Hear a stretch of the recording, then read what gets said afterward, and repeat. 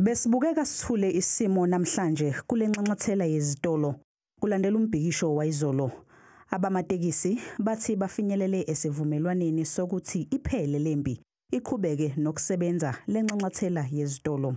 Izolo sivumelene meeting ukuthi i-mall may operate wonke umuntu onento akazoyenza e-mall abe free abe ne-free access ayenze into azoyenza aphume futhi ngokukhulu kuphepha.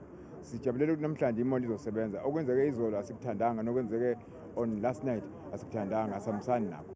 Kodwa ke izakhamuzi zidumele ngalesi senzo.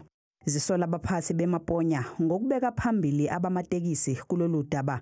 Asikhalalayo as community, it's just for us to mourn this child and to mourn abantu abalimele basebhedlela only for 7 days. Then everything will be back to normal. Phela asili namuntu. The mall can operate still. We saved this mall for 7 days. I was here. Ntlantalas will even tell you I was here 24/7. Why can't they give us that family money? The family is here and they're surprising and you know, we are dissatisfied about what is going on. We thought, you know, at least they could have given us even probably a day, or rather tabled, we could have negotiated for our demands. I mean, that's what human beings do. But unfortunately, it's business as usual.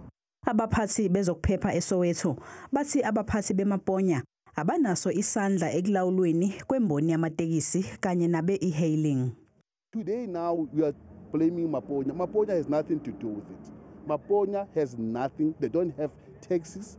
They just allow people to come and make business. We are saying this, Maponya is open. People must come here. We shall protect them. We promise them. This will never happen again where people want to close them all. Amaphoyisa asiqaphile isimo.